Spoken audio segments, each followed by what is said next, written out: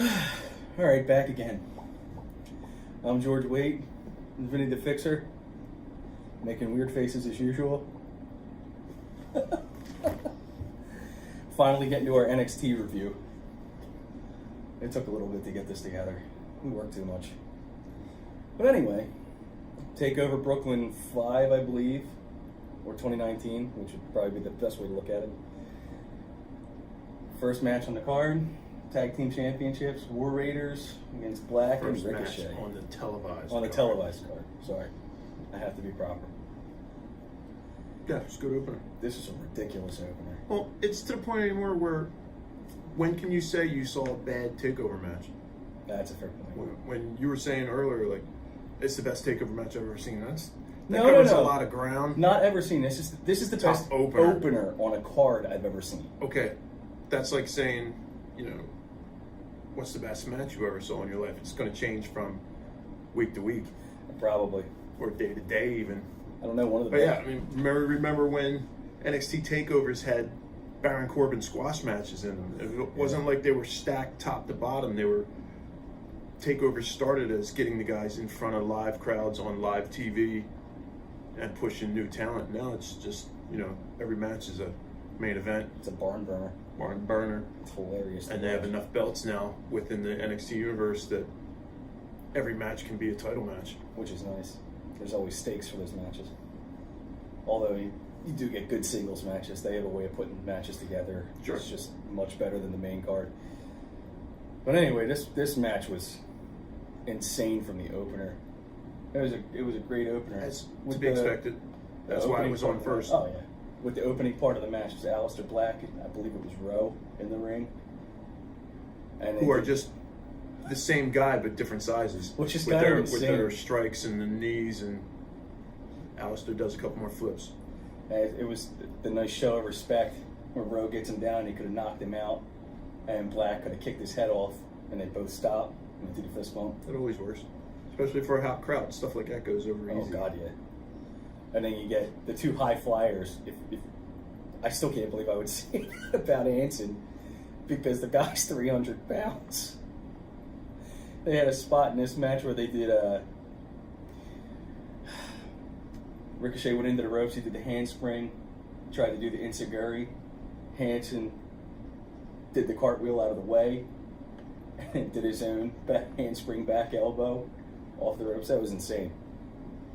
As I wrote down in my notes, I actually, during the beginning of this, probably the middle of this match, Ricochet might actually be Superman when he caught Hanson mid-splash. I didn't realize, I know he's strong. We had that talk before. All the guys are strong. You don't realize how strong until they do something stupid like that. And it looks ridiculous with a guy Ricochet's size catching somebody 300 pounds. Timing is everything. Oh my God, it was so perfect too. I love most of the stuff they did in this match. It was Right. And again, it was the right guys won. It's too early to take the tag belts off of them. Well, it's not just that. We knew. I mean, we both called this. Black and Ricochet were moving up. But even Those still, are the main then your card. champions were on Raw the following night anyway. So it was, Which is it's a little weird. I didn't expect them to be called up that quick with a name change. who knows if they're Let's called not up talk or if about they've that just made their debut. Yeah, it could be. I don't know. mean, they still have to see them work in both brands. You look at the tag team division in NXT right now. It's in a little bit of It's flux. improved. Oh, it's improved, but it's in a little flux because you don't have a bunch of teams that are established teams. You have guys they've kind of put together that have worked out well. Even in this match, Black and Ricochet have become such a good team. Their tag stuff worked really well. They came up with some great back and forth with each other and some tag moves that worked out perfect. It's nice to see they really put the work in getting that team together. But two great singles should never beat a great tag team. No, absolutely not. Except Bob Backlund and Pedro Morales. We're going back a little too far. I don't think too many Sorry. people are going to know who they are. I'm old. I'm old too. Stop that. We put an age on both of us. It's not cool yet. Some parts in this, Aleister Black's German suplex. Ridiculous. looks so good when he does it. And he's flexible enough where he's up on his toes with the bridge. Well, you have to be to hold it. Oh, no, I know, but it's just perfect. The snap is excellent. Everybody, talks about how great Brock is at throwing a German. It's nothing like that. See a lot of the smaller guys throwing better because they're much more flexible. Brock's are just keeping guys in the air. They're also bridging. Yeah, Brock's just trying to throw the guy, whereas in the smaller guys are hitting the bridge for the pin. And yes, it's the same move, but it's not really the same move. No, it's just two different versions of the same move. The one of the spots I really liked in this, I wrote down, they were going, hands in a row, were going for the pin like they do. They stack up on top of Ricochet, and Aleister Black comes off with the double stomp on the Hanson, or either Hanson and Rose back. I forget who was on top for the pin. It looks so good. There's always excellent camera work to make it look like somebody is last second just coming in to break up a pin. It's excellent. The magic of TV. Well-produced TV. This is the first time we've seen Ricochet miss his finisher. He missed the 630. Yes. I always worry. It's not so bad when he's got somebody under him and you're like, all right, at least it's going to break his landing a little bit. Man, does he hit hard when he missed that. That looked like it hurt. Got a lot of torque going. Damn right. It's a good thing he does. Otherwise, he'd crash and burn hard, head first. But War Raiders retain. It's the right outcome. They both get the bow. And Rick and Black give their goodbyes as their send-off from NXT. Ricochet was really to go upset. To the main roster and become millionaires. Hopefully they both get singles pushes instead of being pushed as a tag team, because they both deserve to be pushed to single stars. They're both good enough to do it. They're good enough to do either, but they're both single stars. But what an excellent match to open this card. Who's the first to win a belt? That's a good question. Which would be what, the United States title now? It depends, because they haven't. I know Joe was hurt. I think he's dealing with a tweaked ankle or something. Flu? Okay, so he's sick. I guess it depends on, because if the IC belt, I wouldn't take that off of Balor yet. I don't see it's them on SmackDown. Well, that's my point. I don't see them taking and it off they're both of him. on Raw. I don't know if Joe moves over. I would think so. If you look at the way they did the tag team swap for the both, Raw, their tag team division is stacked now. SmackDown's tag team division isn't quite as strong as it was. They took a lot of guys away from SmackDown, which is fine. I mean, you know how it goes. They'll still work out some kinks, and you'll see different guys next week. That's the way it always goes. But I think Ricochet wins the belt first. They may end up facing each other if somebody gets hit. Can't go wrong with that match. Not at all. You may see a three-way with, if Joe was on Raw, a three-way with Joe and them two. That'd be a weird match. But 3 ways. I know. It's just somebody's always down the outside, but it seems like lately they work it out where it's not quite as obvious. They've done a good job lately of having it so that the action is just, back and forth. So who's that fall on? Is that the producer putting the match together, or is that the performers themselves? It's got to be a little of both. I think the performers probably see that aspect of it and go, yeah, that's lame. I don't want to have one guy out there taking a breather while the other two are working. You might as well just have a singles match. But anyway, moving on, match number 2. Hang on, because I did this backwards. I skipped a page in my notes. It was my own fault. North American Championship match. Matt Riddle versus the Dream. Velveteen Dream. Once again, the Dream just... I'll never understand how a guy can adapt to another person like the way Dream does. Like, you can copy anyone, but he seems to roll with everything so well. Doesn't matter who he's facing, he always brings a little bit of that person into him. And we were talking about that before. Yep.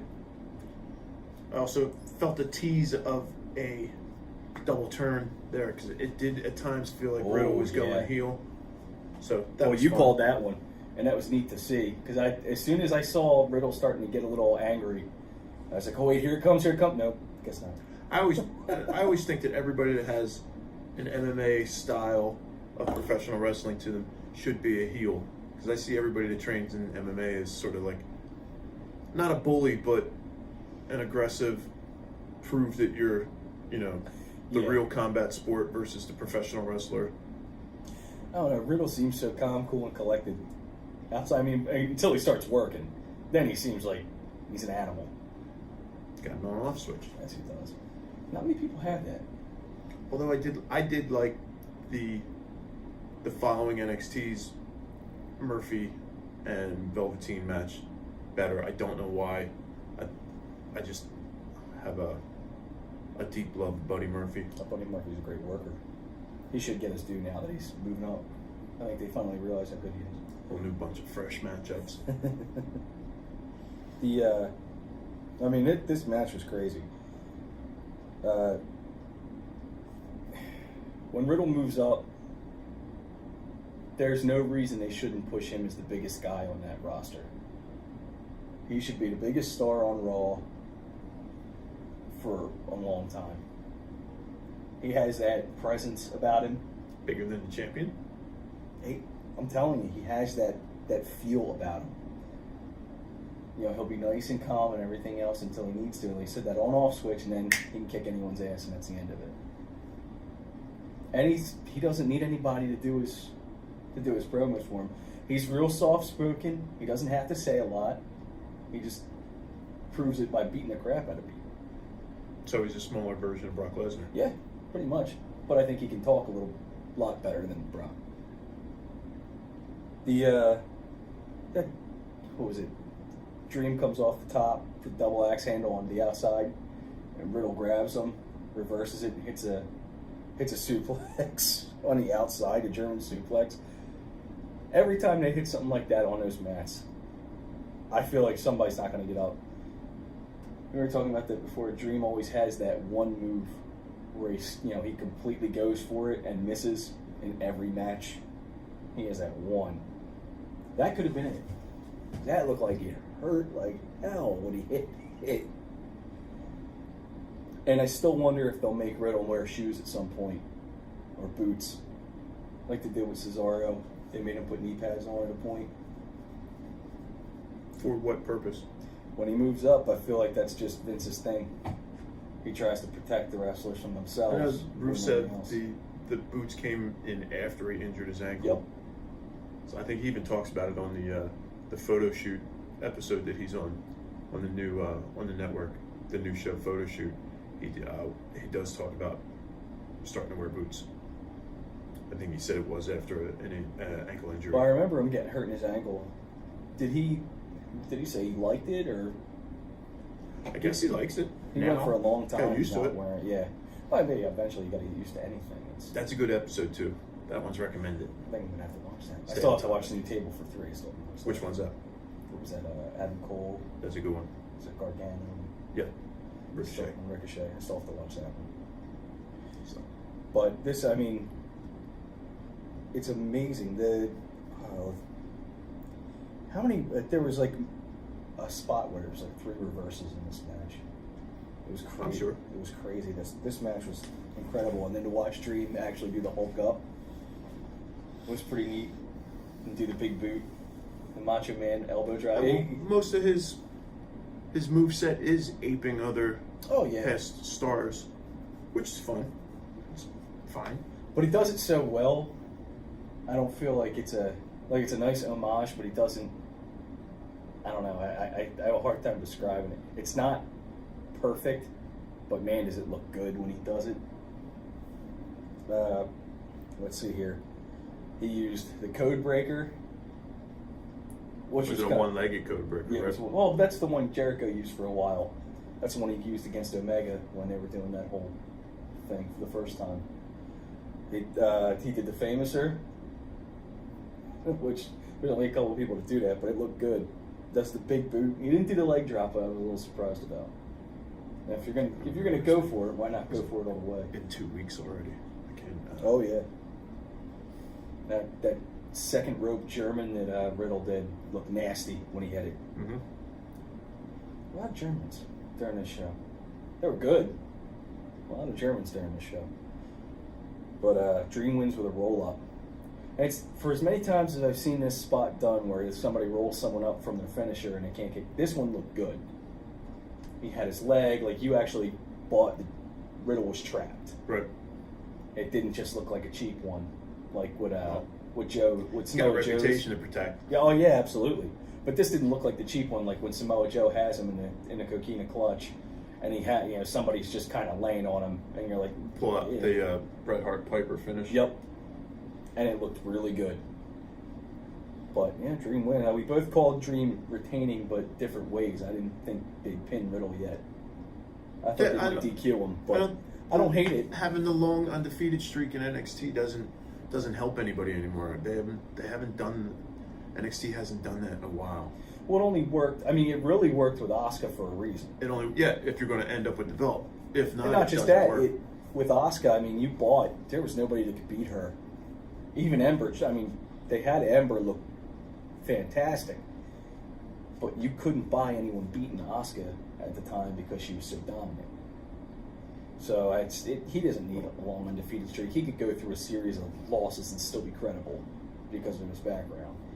So you get that, just like Keith Lee, you get that loss out of the way now, and then you don't have to worry about it. So that wasn't too bad. It was, Correct.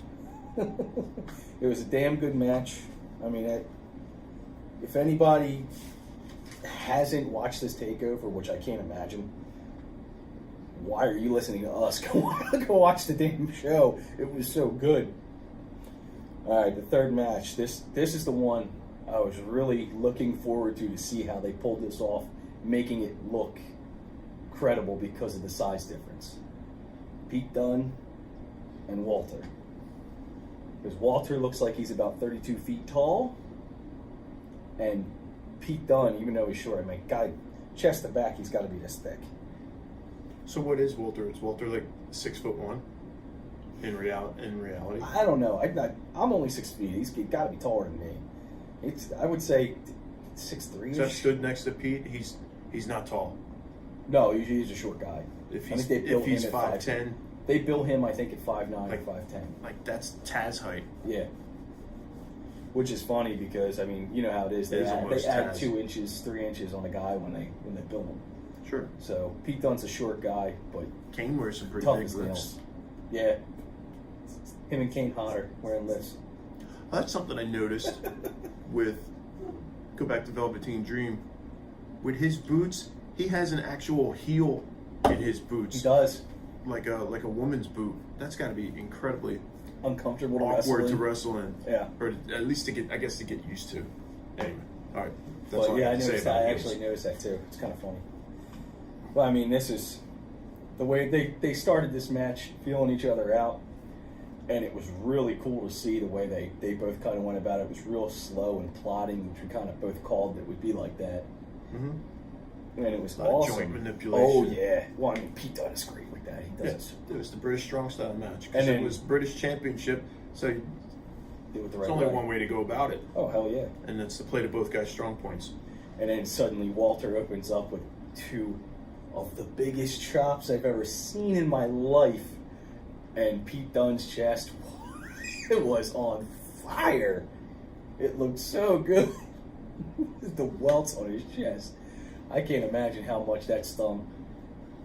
I know chops sting to begin with. I mean, the size of Walter's hand has to be the size of his whole chest when he hits him. I feel like And he hit hits half his completely shoulder. across the chest. He just yeah. doesn't hit, like his forearm and his hand goes across the entire chest. Dude, it looks so good. I love how good that looked. And then watch them off the ropes. Walter does a leapfrog. I didn't think guy Which could thinking jump. the size difference isn't all that big a leap. I didn't expect to see him jump. I mean, Guy's an that's athlete. he's way more athletic than a guy like that should be. That spot where P's got Pete Dunne on his back on the top rope, and he climbs up the rope, puts his foot over the rope, and starts stretching him. I mean, it looks so good. When you talk about big men doing little man things, that's what Ono versus Walter is going to be a Oh, really yeah. fun match. Yeah, that's well. I mean, I think like big man match, at least recent ones within the last couple of years. They had a Monday Night Raw match. It was Big Show and Braun Strowman, and Braun Strowman was doing a kip up. None of that should happen. It looks so good, though. I love watching big guys like that do stuff they shouldn't do. And some of the spots in this match were set up so well. You know, with Walter climbing the ropes to do certain things, all of a sudden here comes Pete Dunne and he power bombs Walter. How many times has Walter been power bombed, do you think? I mean, it can't be many, if any. A guy that big. I've only really seen maybe 10 matches. I don't think I've seen that many. And he usually towers over everybody anyway. Yeah. They're out there. You just gotta look for them. He had I just wonder now, what do you do with Pete Dunne? Well, he's going to get his rematch. I mean, I know they don't have the automatic rematch clause anymore, but I think they'll give him one more match, and that'll be his send-off. I know they're... Send-off to... I would think the guy deserves to have a shot at the main roster, but I know there was a thing going around... Then you're taking your top star away from the UK exactly. brand. There's a big thing going around that they're worried that once he leaves, the star power is gone. But the truth is, you have to let that brand stand on its own at some point. So why take their top star from the brand? If you want it to stand alone, their homegrown talent has to stay there. Yeah, but you have to the have challengers to the belts can come and go from the main roster, like like if Danny Burch shows back up, or if Alexander Wolf does show up there to feed your champion, maybe bring in a tag team defenses, but the brand has to be, the British wrestlers have to stay there. They have a good crop of British wrestlers there now as it is. But at some point, I mean, Pete Dunne has to be given the chance to make his money and make his mark on the main roster. He was champion for 600 and some days. He's earned that shot. Is that more of because there was nobody else? Maybe, but he did a damn good job of defending it. They're not ready to put the belt on an American yet. They won't, not for a while, I don't think. They'll hold that one off until a WrestleMania week. Like, they'll do it. Or a Japanese wrestler. Yeah, they'll do it 6 months before WrestleMania so that they can have a British guy take it from them at Mania's at the weekend at the takeover during that weekend. Or the next NXT UK takeover. That's got to be coming up again soon, right? They have to have another. I don't know how many. I didn't read anything on how many they plan on running a year. I would think at least 4 before main, or 5. You know, the 5 main if you're including Money in the Bank. Well, you're not including the mains because they're in stateside. The NXT UK takeover wouldn't be stateside. No, they do it there, but they'd still do it on the same weekend because they televise it with the network. I can't remember when the last one was. It's a while ago. It's a shame. If it was in fact what you're saying, if it was a standalone or if it was the weekend of a main show. I think it was during Survivor Series, wasn't it? That weekend? I don't know. You'll have to do your homework. No, I'll have to look again. But I mean, this was really awesome to watch how they built this match around Pete Dunne trying to stop Walter from using his hands, basically. From doing what he does. Yeah. And Pete Dunne, they did such a great job of making Pete Dunne look bigger than he is with some of the moves. Bigger. Size-wise bigger? Just his... Yeah, well, I mean, Pete Dunne is a small guy, but you have him powerbomb Walter, he looks like he's much bigger than he is. And it works out great. There is a real rough one in this week. I think Pete Dunne went into the corner chest first, the Bret Hart, but he stayed there, or he came back that, I can't remember. Walter hit him with a chop to the back. Oh my God, did that look like that hurt. Because there's no, you can't really brace for it because you're not looking, so you can't really tense up to take it. When he hit him, he looked like he dropped like a bag of rocks. It looked so good. I mean, Pete Dunne had probably 15 submission tries in this match with just different stuff. It all looked good. It's nice to see that they really made him look strong in this match instead of just letting Walter kind of power through him. I mean, the end of this match with Walter hitting the splash from the top. I mean, he went for it a few times in the match. I was like, okay. But I guess that's the old, I think that's a Hitchcock rule. If you show him the gun, you got to use it. And man, did that look unnatural for him to be up on that top rope. But it looked good when it finished. I kind of expected maybe a handshake, but I'm kind of glad that they didn't do it. Make Walter He kind of gave him a nod, but Walter winning that belt was the right way to go with that. They finally have somebody they trust more than Pete, as much I should say as Pete Dunne, to carry that belt for a while. But it's nice because it makes the person who wins it look credible. It's not hot potato. One guy's had it for a very long time. So the person that beats him worked for it. So that was an excellent match. Legitimately carry it just as long. Yeah. But I don't think there's anyone even close to his size in the UK brand. Cassius Ono. Well, I mean, Ono isn't UK homegrown either. Was the guy who wrestled Mastiff on TakeOver. Ooh. I forget. I know who you're talking about. It would be a disaster with him with the belt on, but it could be an okay match. I think one of the next matches they do with Walter is it Joe Coffey, I think is his name, from Gallus. Mm-hmm. I think that might be one of the next ones they do. Well, that was his first match in, wasn't it, against Mark? No, he Coffey? did. Maybe it was. I know they had Joe Coffey against Pete Dunne for the belt. Correct. That's Walter's debut, which that was a really good match because, I mean, I don't know that they built him up enough to make him seem like a true legitimate threat, but it was a great match. But Pete Dunne could probably make me look as good as he is. But I'm looking forward to see what they do with Pete Dunne in the future because kid's got a bright future ahead of him. He's got a lot of talent. I'd love that. He was one of the ones Triple H said someday he's going to be a WWF champion or WWE champion.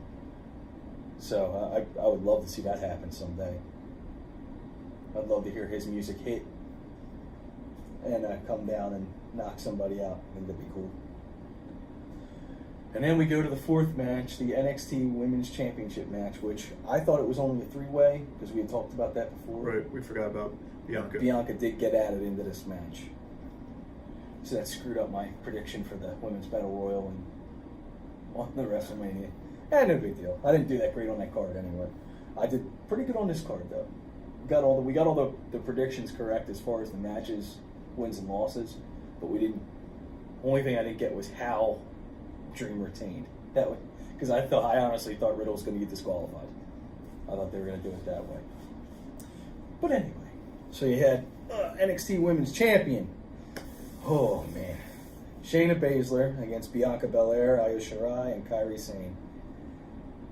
This match there were a lot of messy spots in it, but they did some really neat spots. The finish to this match was neat. Kind of what I expected, Shayna taking advantage of the situation, and it worked out perfect, but I honestly thought Shayna was getting the call up this time around, but I guess they're waiting until Rousey comes back to do the Four Horsewomen. If she does, I don't know if they are or not. Well, either way, I mean, because with the women's belt changing hands, that sort of blows that whole thing out of the water. We thought there would be a NXT Four Horsemen curtain call. That didn't happen. No, it did not happen. I don't know if maybe they had thought about that and changed plans a while ago. I don't know, but I still thought that would be cool. Whole other disaster. There was a lot of missed opportunities this year. Some good stuff, but a lot of missed opportunities. The Sky Pirates, at the beginning of this match, had a nice, nice run with the two of them. Bianca blowing the kiss, that was fun. The way she used the braid in this, when I've been waiting for somebody to use it against her, and Shayna did, and then suddenly Bianca grabs the hair, pulls her into the post. That was a really neat spot. And Bianca Belair is another one. She is so much stronger than I thought she was. I knew she was strong, but when she picked the Burning Hammer. Yeah, she picked Io Shirai up. And Kairi Sane together to do that on her back. It looked so good. I mean, there was a lot of chaos in the middle of this match with a lot of their signature moves, but there was a lot of mess in there too. It seems like they tried to do too much at one time, and they were moving faster than I think they could keep up with at a point. But it was really, really good. Even though she didn't win the belt, Belair came out of this looking stronger than she did going into it, which is a good thing because I like her a lot. Which is strange too, even eating the submission. you would figure they would have stayed away from. It would have been Kari taking the pinfall if the plan was all along for her to come up in the shake-up. Yeah, it's a little strange they didn't do it that way. But I did like, pretty much what I had called was Baszler just waiting for her opportunity, because they've made her out to be the smartest person in that division, along with one of, probably the toughest. And I would have liked to seen it be Kyrie, since she was coming up and they knew it. But it's a shame it has to end that way, because now Belair has eaten 3 losses from her? 2. And is it going to be third time's the charm? Kyrie did that to her and won, and then lost it. 2 months later, a month later. It was pretty quick. But I don't like seeing the titles pinball back and forth like that. I hate that. At least there was a story to tell with it, so it kind of made sense. But I feel like they had a plan and then went away from it, and then put it back on Baszler when they were like, okay, we're going to do this. I hate when they do that. But this was, after what happened at WrestleMania, now you realize this was the right way to end that match. Baszler needs to keep that until they get somebody they really trust to carry that division for a while, because as strong as the division is, there's a lot of talent in the women's division in NXT. It does not seem like they trust anyone else right now besides Baszler to carry that title. Which is almost the way it seemed when Asuka had it. She was unbeatable for one reason, and that was, Charlotte, Becky, Alexa Bliss, Bayley, Sasha, all of them went up. Asuka was there. You know what I mean? And nobody else had her experience, her intensity. That seems like what it is with Shayna right now. So if Ember Moon is going to go up, which I believe she is now, she's up permanently on the... She has been. She has been? Yeah. She's been out with an injury. Okay, that's why. Yeah, she was on the Raw roster. But now with who's in that division, Io Shirai hasn't been there long enough yet, although I think they like her a lot because she's gotten a lot of TV time. Kairi Sane is now up on the main roster. Bianca Belair has had 2 shots at it, and it just seems like there's no one they trust other than Baszler right now, which is a shame. But it's also good because whoever ends up taking it from her is going to look really strong.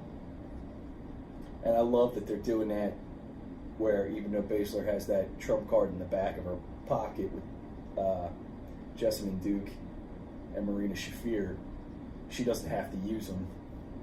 I do like that they do that. They make them stay in the back and just let her tough it out, instead of doing the faction thing where they use them to win.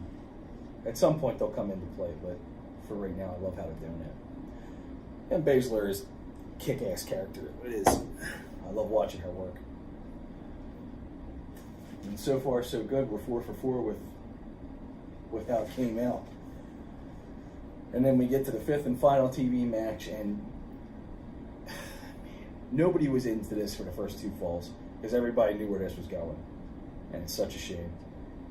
Adam Cole and Johnny Gargano. By this point, the crowd looked tired, and that first fall, they were tired after 5 matches. Yeah. With the crowd at WrestleMania. Man, they were probably tired after the pre-show. I was tired after the pre-show. It seemed like the boys were pacing themselves in the very beginning because they were doing a lot of strike and counter and avoiding each other, and it looked like it was almost at half speed. So you knew they were going. Did they go 30 minutes? I think they went a little more. Yeah, I think the match was a little bit more. And I went in going, it wasn't going to be a 2-0 victory. No. If they did something so you knew like they that, were going, somebody was in trouble. They were going to go and maybe even go overtime. After a while, I thought maybe they would end with a time limit draw at 1 apiece and then go into an overtime or a sudden death. So it was fun. They hit all the points that they wanted to make. They did. They also hit. Gargano actually used a move he hasn't used since his indie days. He used to call it the Hertz Donut. That little, Christ. He said, grab both the arms, but it looks like it's going to be a dragon suplex. But then he turns it into a face plant. It's such a neat move. I haven't seen that in a long time. Cole used a straightjacket German suplex during the 3rd fall. They did a lot of different stuff in this match, and it was really fast-paced for most of it. They did not seem like they stopped moving one bit throughout this whole thing. I don't think there was a rest hold in this entire match. It's been so long. That was one of the matches I haven't gone back and rewatched. I don't think any of the weekend yet. So I went back and I mean, especially that opener because I loved it. But this match was, I was sitting there waiting, and my wife was getting tired. She didn't want to stay up with me. I had to sit there for this whole match, and I think I woke the baby up when Gargano finally got that last fall. I was so happy to see him win that belt. And I love the touch of having Ciampa come down to the back to give him a hug. That was really neat. It's just a shame that it couldn't have been those two fighting for the belt, but Ciampa's if it was those two, do you get that moment at the end of the match? Maybe. Man, it's hard to say. Because I think if it would have gone that way, Ciampa moves up. I think he goes up to the main roster the next night. Or the next, Raw. Mm-hmm. I don't know what they have planned as far as, what they're going to do with them after they're both done in NXT, but I didn't like them putting them together as a tag team. It's like, Vince still thinks that nobody watches NXT. It seems like nobody will know what they're doing down there. That's what it seems like, which is kind of a shame. But, I mean, NXT gets more viewers, I think, right now, on average, than wouldn't even know how Raw to and track SmackDown does. It's one of the biggest programs on the networks. I think it might be the biggest program on the network. Is NXT. That's the whole reason I still watch the network, and I catch other stuff here and there as NXT ends or begins. Like I'll watch something going into it. You don't watch 205? Every now and then I'll catch it. I need to catch that more because it's become a really good show. And the guy I like the most on that show has the belt right now, Tony Nese. Really? Yeah. I really like Tony Nese. He's a great So character. Well, him and Tozawa, they're the two I like, but I really like Tony Nese. That whole match, Gargano and Cole, I was so mad because I was like, they're not going to put it on Gargano. They're going to do it again where they screw him out of the title. Here comes Undisputed Era. Knew this was coming. He's got no backup. But they made him look like $1 million. Outsmarting all four of them and getting the win. And then you get that nice little moment in the back after the match is over with Cole blaming Strong for the loss. So I'm still wondering what they're going to do as far as splitting them apart. Are they going to, what is the plan there? Because, Adam Cole could be a hell of a single star by himself. He doesn't need anyone else. But I don't want to see them split up Undisputed Era. I want to see them go to the main roster together. And, almost like the way Evolution did, take all the belts, tear it up for a long time, and then, you get that, you've built at least two of them up to be the main guys, and then you can split them apart. I'm kind of looking forward, I would love to see Bobby Fish become a single star by himself. I honestly think he could be a breakout star of that group. As good as Cole and Roderick Strong are, and I know Red Dragon's supposed to be the tag team of the group, I really like Bobby Fish by himself. Well, Kyle O'Reilly was former Ring of Honor champion. I know. As a singles. He's excellent. But I love that when Bobby Fish got back off of his injury, he was trying to hurt people. It seemed like they were going somewhere with that, and it just kind of didn't. Just kind of didn't happen. I think that may have had something to do with being limited to what he could do as far as mobility back in the ring. Wasn't going to carry a match, so he had to be the guy that, has the big move to hurt somebody. Well, they went after EC3 when he got back. And he never recovered. Poor EC3 getting squashed on Raw. I hate seeing what they're doing with him right now. That's a shame. But, you can't build everybody up. Somebody has to be the guy getting beat. But all in all, this NXT TakeOver was excellent. There wasn't a bad match on the card. I don't think there was a match that was under 4 stars on this card. This might... Your ratings? My ratings, yeah. This might be the best TakeOver yet as good as these matches were, I think it's the best one yet. Well, maybe you should do the next show, compare the best matches of NXT TakeOver Brooklyn. Since there's how many shows? Will Sasha Bailey be an automatic number one? Or you put? Well, we'll have their Iron Woman match on there for sure. The half-hour Iron Woman match, that was really good. Where Sasha made the Bailey's biggest fan cry.